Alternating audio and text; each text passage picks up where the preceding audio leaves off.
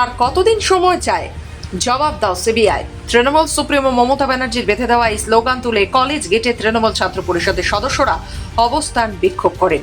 তৃণমূল নেত্রীর নির্দেশে আরজি করের ঘটনায় দোষীদের গ্রেপ্তার এবং ফাঁসির দাবিতে রাজ্য জুড়ে কলেজ বিশ্ববিদ্যালয়ের গেটে আয়োজিত হয়েছে তৃণমূল ছাত্র পরিষদের নেতাকর্মীদের অবস্থান বিক্ষোভ।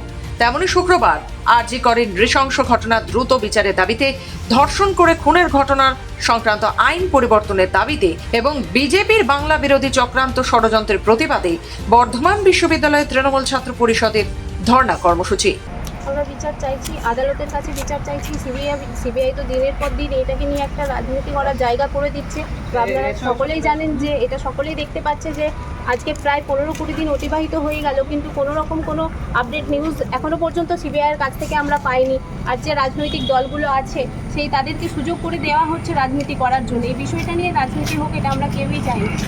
নোট পরিবর্তনের জন্য আইন পাস হতে পারে, তো সেই দেশে মেয়েদের যে ধর্ষণ হচ্ছে বিভিন্ন রাজ্যে, মেয়েরা অসুরক্ষিত, সেক্ষেত্রে ফাঁসি বিল কেন পাস হবে না? তাই ধর্ষণের জন্য যেন ফাঁসির বিল পাস করা হয়, তার জন্য আমাদের এই আন্দোলন।